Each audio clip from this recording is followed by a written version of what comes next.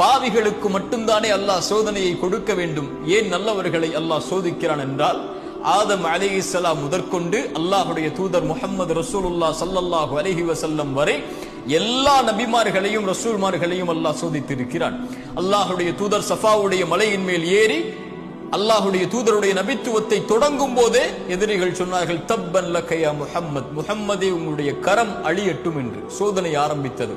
தூதர் மரணிக்கக்கூடிய கடைசி தருவாய் சொன்னார்கள், உங்கள் இருவருக்கு கொடுக்கப்பட்ட நோயின் வேதனையை அல்லாஹ் எனக்கு கொடுத்திருக்கிறான் என்று.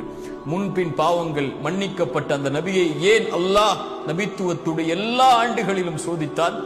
அல்லாஹ்வுடைய தூதர் ஸல்லல்லாஹு அலைஹி வஸல்லம் இந்த கேள்விகளுக்கெல்லாம் ஒரே ஹதீஸில் பதில் சொன்னார்கள்.